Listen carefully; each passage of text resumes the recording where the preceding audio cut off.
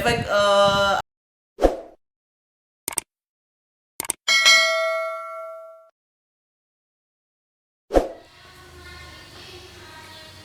Assalamualaikum warahmatullahi wabarakatuh. Hai sahabat Bunda dimanapun berada. Lama ya saya nggak posting video ya. Ya memang ini lagi musim pada kurang sehat ya. Anak-anak pada sakit, saya pun sakit. Jadi kangen ya pengen posting, pengen nyapa sahabat Bunda di luar sana, tapi belum sanggup beberapa hari yang ke belakang gitu. Jadi hari ini saya ingin sapa sahabat Bunda, tapi saya bingung saya mau bicara apa ya.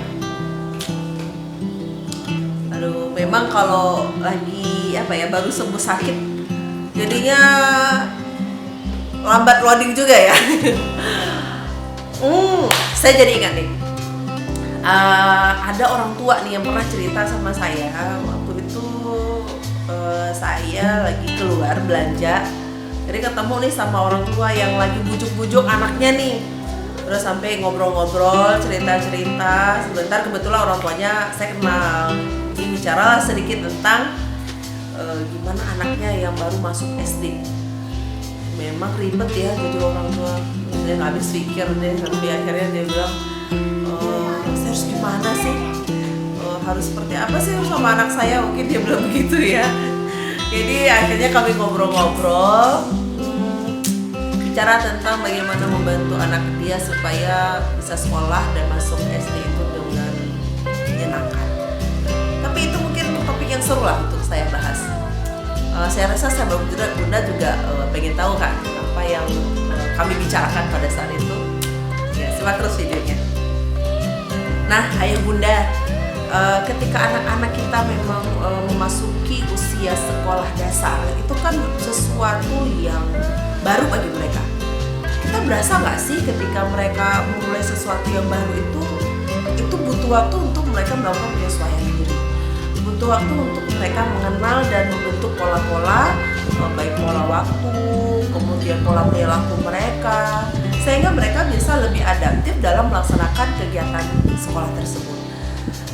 Jadi sebenarnya ya Bunda, pada saat itu saya ingin langsung berbicara kepada semua orang tua di luar sana gitu ya, yang punya anak-anak yang mau masuk sekolah dasar terutama, itu apa saja yang perlu dipersiapkan supaya tidak kejadian dengan anak-anak yang aduh saya udah nggak mau masuk sekolah itu deh, saya nggak mau begini, atau dia males-malesan, atau apalah yang menjadi semua tingkah pola anak-anak kita pada saat masuk SD. Nah, jadi ada beberapa hal yang mungkin saya bisa berbagi dan sharing dengan sahabat Bunda di luar sana yang punya persoalan-persoalan seperti ini. Sahabat Bunda, anak-anak itu dia pemikir yang kreatif, yang imajinatif. Nah, jadi gimana sih kreatif dan imajinatifnya mereka? Jadi mereka sering membayangkan gitu. Kita baru ngomongnya misalkan, nak kamu nanti sekolahnya di SD ini ya. Kita udah jelasin, dia udah ngebayangin nih, dia ngebayangin gimana, gitu kan. Jadi ketika mereka cemas mau masuk sekolah mana ya saya, nah orang tuanya menjelaskan nih, memberikan gambaran ya, memberikan gambaran dia sekolah di mana, di SD mana, dia langsung membayangkan, oh seperti ini. Bahkan kita nggak tahu dia nambah komponen dari apa yang kita ceritain. Kita bilang bahwa SD itu seru loh, sekolah itu punya banyak teman-teman yang baru, kita bilang begitu. Mungkin dia ngebayangin nih sampai baju temennya, dia ngebayangin mungkin teman-teman yang dia senangin itu seperti apa, dia udah ngebayangin dia main apa dengan teman-temannya, mungkin permainan-permainan yang dia senangi baik di rumah atau di sekolah sebelumnya, atau bahkan mungkin di TK. Kita nggak tahu sejauh mana anak mau membangun imajinasi tersebut. Jadi sebenarnya ya Bunda, dengan potensi anak-anak yang demikian, kita bisa membantu untuk mengatasi masalah mereka yang mereka hadapi sehari-hari ketika memasuki sekolah dasar itu, yaitu tadi mengembangkan imajinasi mereka melalui cerita. Nah, jadi kita nih cerita ini, tapi cerita yang seru. Ya kita ceritanya apa? Cerita datar aja gitu ya, tanpa emosi, tanpa ekspresi emosi, bosen ya. Jadi gimana juga kita cerita dengan penuh ekspresi. Mama kan kemarin ke sekolah SD A gitu ya, SD 1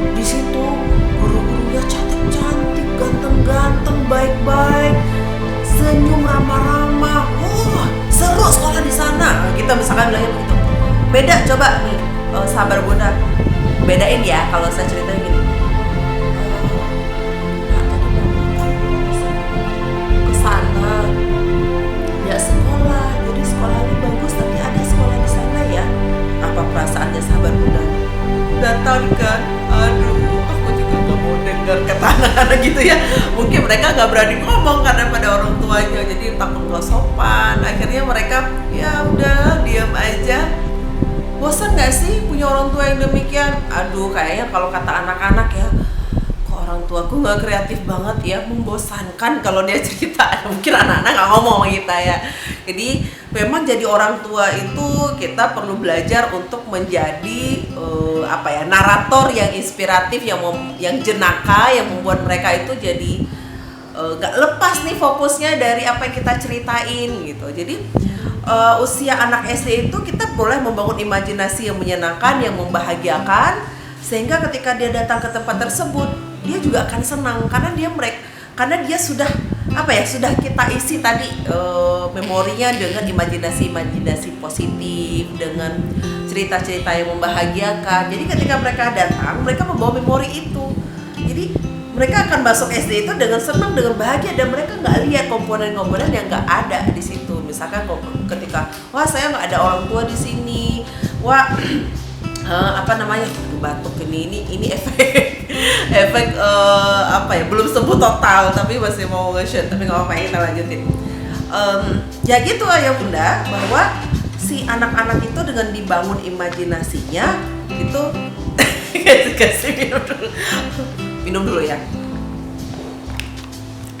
Oke, jadi dengan dibangun imajinasinya mereka itu akan memudahkan mereka untuk bisa mengeksplorasi diri mereka dengan optimal di lingkungan yang baru. Nah, jadi untuk yang pertama yaitu bangun imajinasi anak, imajinasi berpikir anak melalui cerita-cerita yang membahagiakan, cerita-cerita inspiratif, cerita-cerita yang diikuti dengan simbol-simbol ekspresi emosi dari si penceritanya. Tentunya kita dong, orang tua, nggak mungkin orang lain kan. Nah, jadi kita berikan gambaran tersebut kepada mereka sehingga mereka udah punya nih gambaran sekolah yang saya inginkan seperti apa gitu. Jadi udah punya nih lingkungan sekolah yang menyenangkan bagi mereka. Tinggal itu nanti mereka akan masukkan ke lingkungan sekolah yang sebenarnya ketika mereka datang ke sekolah tersebut. Jadi itu akan mudah untuk membangun pola perilaku dan sikap mereka ketika ke sekolah gitu. Jadi mereka juga akan ogah-ogahan gitu. Mereka akan bangun dengan semangat, saya mau ke sekolah nih. Mereka membayangkan guru-guru yang ramah, penuh dengan senyum, walaupun kita nggak tahu nih gurunya ramah nggak sih, kadang-kadang gitu ya. Tapi insya Allah anak-anak akan dipertemukan dengan orang-orang yang ramah karena mereka sudah setting nih ramah. Ini guru-gurunya membahagiakan kan gitu ya. Jadi pernah nggak sih ginilah contohnya seperti ini. Kita datang dengan wajah yang bahagia, kita penuh senyum. Mungkin nggak orang nggak senyum sama kita? Enggak dong. Pasti mereka akan senyum sama kita. Jadi karena kita udah memberikan suasana yang bahagia, orang akan balik untuk memberikan lagi kebahagiaan kepada kita, memberikan kebahagiaan. Nah, akhirnya anak-anak kita juga akan bertemu dengan orang-orang yang membuat dia menambah rasa senangnya itu untuk datang ke sekolah tersebut. Itu yang pertama. Nah ya Bunda, itu tadi ketika kita membantu anak-anak di awal ya. Sebenarnya banyak yang bisa kita lakukan, tapi di video kali ini saya bahas beberapa saja yang paling penting gitu, selain tadi yang pertama. Nah yang kedua itu kita membantu menstimulasi perkembangan motorik yang mendukung kegiatan-kegiatan akademik mereka. Misalkan seperti menulis, kemudian melihat dan membaca buku, kemudian interaksi sosialnya gitu ya. Jadi kita bisa membantu mereka dengan mempersiapkan tubuh dan fisiknya, motoriknya untuk bisa melakukan kegiatan tersebut dengan baik.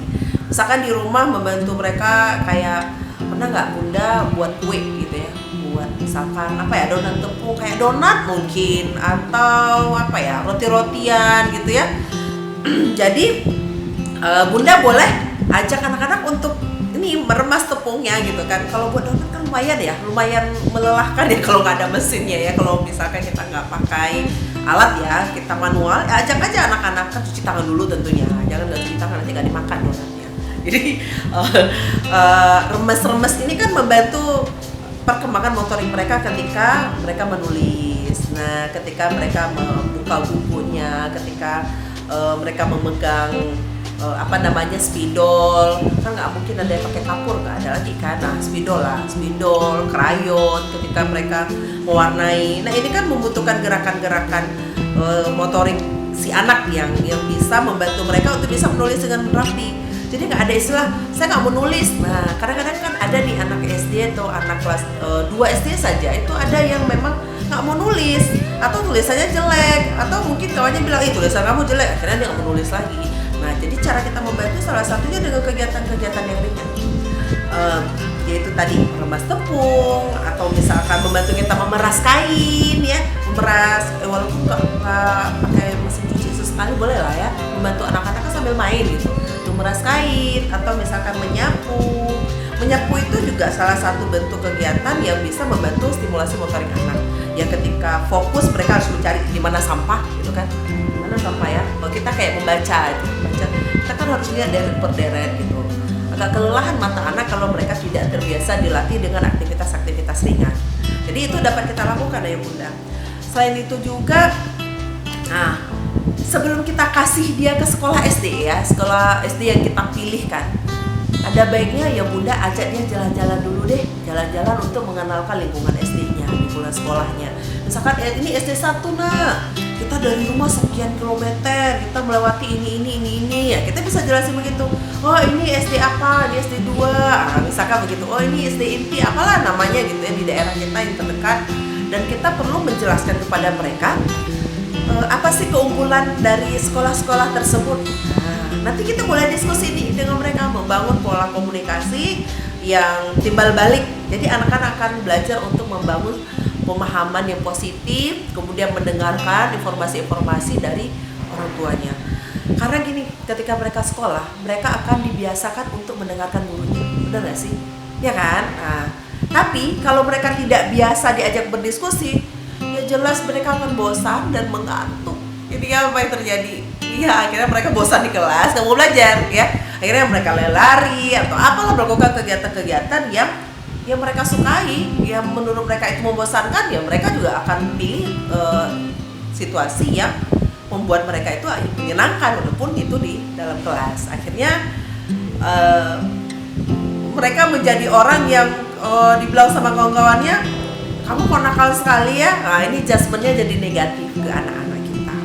Kasian kan kalau misalkan kita tidak membantu mereka dari sekarang. Jadi mungkin ayah bunda perlu nih kita bantu mereka. Nah ayah bunda, di fase SD kan anak-anak sudah belajar membaca dan menulis serta berhitung.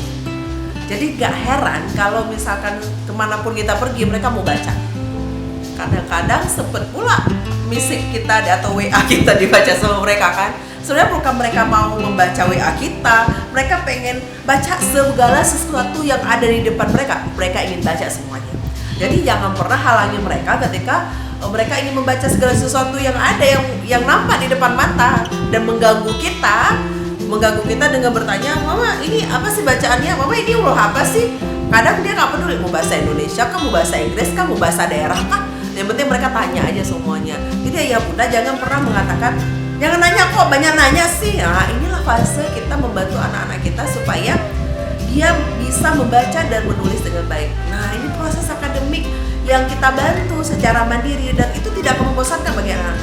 Kalau kita ambil buku nih, suruh baca dan suruh bosan dia paling bisa bertahan 15 menit.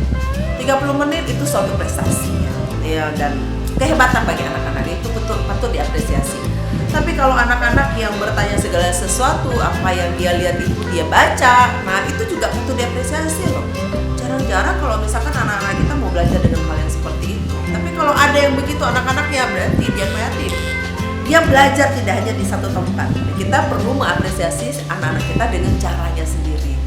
Nah terkadang juga mereka akan menulis di mana saja, mereka akan nulis di buku bacaan kita atau mungkin di file-file pekerjaan kita.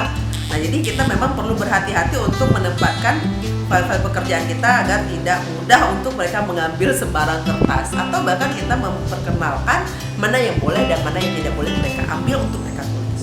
Nah itu perlu, karena pada usia ini juga mereka perlu diperkenalkan akan aturan.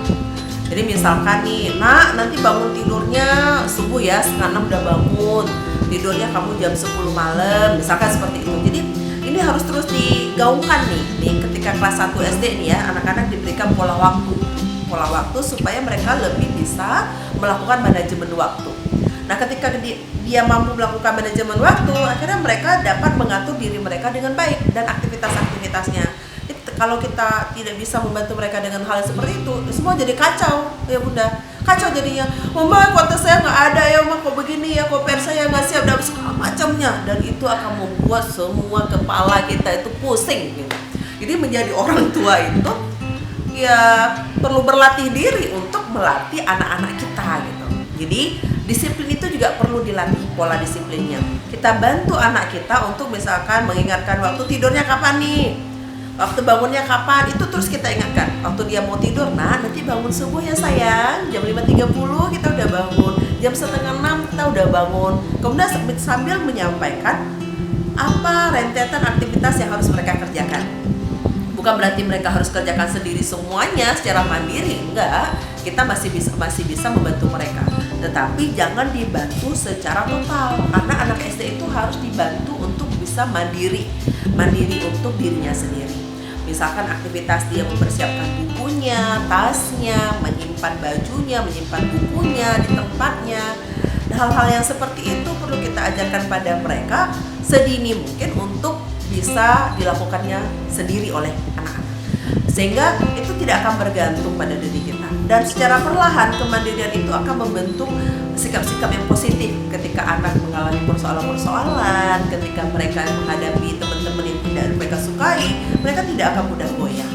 Dan ketika ada hal-hal yang tidak mereka senangi, mereka tidak akan langsung bilang, ya udahlah nggak mau sekolah di sini lagi. Iyalah, kebayang nggak sih kalau anak kita setahun kita ganti satu sekolah, duh pusing juga ya. Ya ada juga ya kejadian seperti itu. Cuman ya kita antisipasi hal-hal tersebut dengan cara-cara seperti itu. Saya rasa tidak sulit lah untuk ayah bunda melakukan hal demikian. Sambil jalan-jalan sore kita bisa memperkenalkan SD, sambil jalan-jalan atau sambil olahraga pagi kita bisa bantu mereka membaca, mengisi kognitif mereka, sehingga itu akan mempersiapkan anak-anak kita untuk bisa masuk sekolah SD dengan baik di awal-awal tahun dia masuk sekolah dasar. Ya, kita ya bunda ya. Baik ayah bunda, mungkin hanya beberapa hal itu saja yang dapat saya sharing dengan ayah bunda. Semoga pembicaraan saya kali ini dapat menginspirasi ayah bunda dan membantu ayah bunda dalam membantu anak-anak kita mempersiapkan diri untuk masuk jenjang sekolah dasar. Kalau sekolah menengah atas sama menengah pertama itu berbeda ya. Jangan disamain, nanti mau diperkenalkan kata aja, saya nggak dianggap, itu beda. Kita bahas kalau memang ayah bunda mau saya membahasnya bagaimana membantu anak-anak kita di usia remaja mempertahankan motivasi belajarnya di sekolah, boleh komen ya, nanti saya juga akan membincangkan jadi blepot, membincangkan tentang persoalan-persoalan yang ayah bunda perlu pahami atau kita bisa kaji bersama-sama untuk membantu anak-anak kita. Baik, terima kasih ayah bunda sudah menonton YouTube saya. Mohon dukungannya terus ayah bunda supaya dapat memberikan sajian-sajian inspiratif untuk menjadi orang tua yang lebih baik. Assalamualaikum warahmatullahi wabarakatuh.